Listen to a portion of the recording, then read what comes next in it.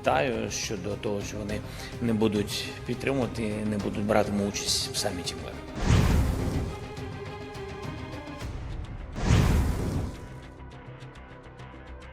AFP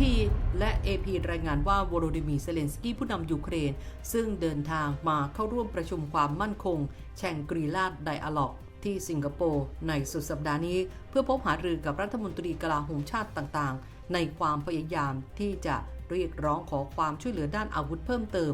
และเชิญชวนผู้นำชาติต่างๆเข้าร่วมการประชุมสุดยอดสันติภาพที่สวิตเซอร์แลนด์ในเดือนนี้เซเลนสกี้ซึ่งได้ขึ้นกล่าวสุนทรพจน์เมื่อวันอาทิตย์โดยระบุว่าเขารู้สึกผิดหวังที่ผู้นำโลกบางคนจะไม่เข้าร่วมการประชุมสันติภาพที่สวิตเซอร์แลนด์ระหว่างวันที่ 15 ถึง 16 มิถุนายนนี้โดยไม่มีการระบุชื่อผู้นำสหรัฐหรือจีนทั้งนี้ประธานาธิบดีโจไบเดนผู้นำสหรัฐซึ่งกำลังยุ่งอยู่กับการหาเสียงแข่งขันกับโดนัลด์ทรัมป์ไม่แสดงท่าทีที่จะเข้าร่วมการประชุมที่สวิตเซอร์แลนด์แต่อย่างใด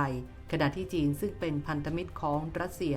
ก็ส่งสัญญาณก่อนหน้านี้แล้วว่าจะไม่เข้าร่วมประชุมเนื่องจากรัสเซียไม่ได้รับเชิญให้เข้าร่วมประชุมซึ่งจีนมองว่าการประชุมเพื่อยุติสงครามในยูเครนควรจะต้องให้คู่กรณีทั้งยูเครนและรัสเซียเข้าร่วมทั้งคู่จึงจะยุติธรรมเซเลนสกี้ยังได้กล่าวหาจีนว่าใช้ความพยายามทุกวิถีทางที่จะล่มการประชุมรวมทั้งกดดันผู้นำชาติต่างๆไม่ให้เข้าร่วมประชุมเพื่อช่วยรัสเซีย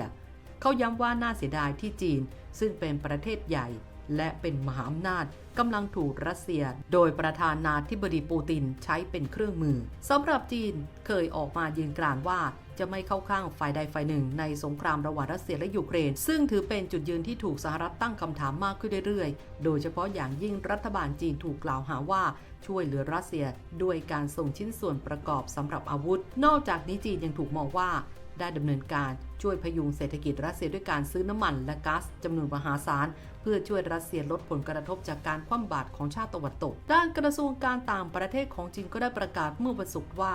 การเตรียมการและการบริหารจัดการที่เกี่ยวข้องกับการประชุมครั้งนี้ในภาพรวมยังถือว่าไม่อยู่ในระดับที่จีนเคยเรียกร้องโดยเฉพาะประเด็นที่ว่าต้องเป็นการหารือซึ่งได้รับการยอมรับจากทั้งรัสเซียและยูเครนและยังไม่สอดคล้องกับความคาดหวังของประชาคมโลกการเข้าร่วมของรัฐบาลปักกิ่งจึงเป็นเรื่องที่ลำบากส่วนรัสเซียกล่าวว่าการประชุมที่สวิตเซอร์แลนด์นั้นเป็นเรื่องไร้สาระทั้งนี้การประชุมสุดยอดสันติภาพโดยไม่มีผู้นำชาติมหาอำนาจอย่างสหรัฐและจีนเข้าร่วมถือว่าประสบความสำเร็จได้ยากและอาจจะไม่ได้รับความสนใจเท่าที่ควรนอกจากนี้เซเลนสกี้ยังได้เรียกร้องให้ผู้นำกลุ่มประเทศเอเชียแปซิฟิกเข้าร่วมการประชุมด้วย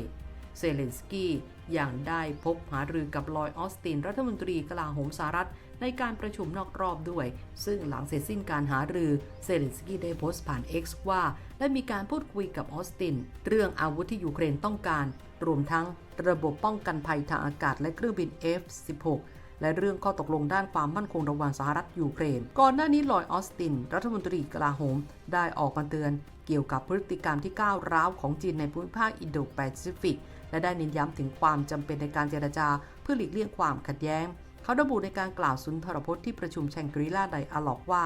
การคุกคามที่ฟิลิปปินส์ต้องเผชิญเป็นเรื่องอันตรายเราทุกคนต่างมีผลประโยชน์ร่วมกันในการทำให้แน่ใจว่าทะเลจีนใต้ยังคงเสรีและเปิดกว้างซึ่งดูเหมือนว่าจะหมายถึงการเคลื่อนไหวเชิงรุกอย่างต่อเนื่องของจีนต่อเรือของฟิลิปปินส์ทั้งนี้ออสตินยังคงเน้นย้ำถึงความสำคัญของการรักษาการเจรจาระหว่างกองทัพโดยกล่าวว่าไม่มีสิ่งใดทดแทนการสื่อสารอย่างเปิดเผยเพื่อหลีกเลี่ยงความเข้าใจผิดและการคำนวณที่ผิดพลาดได้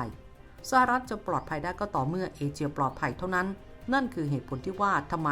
สหรัฐจึงรักษาสถานะของเราในภูมิภาคนี้ไว้อย่างยาวนานเมื่อวันศุกร์ที่ผ่านมาออสตินก็ได้พบปะกับตงจวินรัฐมนตรีกลาโหมของจีนโดยได้แสดงความกังวลต่อกิจกรรมทางทหารที่ยั่วยุของจีนใกล้กับไต้หวันซึ่งถือเป็นการเจรจาแบบพบปะกันครั้งแรกระหว่างรัฐมนตรีกลาโหมของทั้งสองประเทศนับตั้งแต่เดือนพฤศจิกายนปี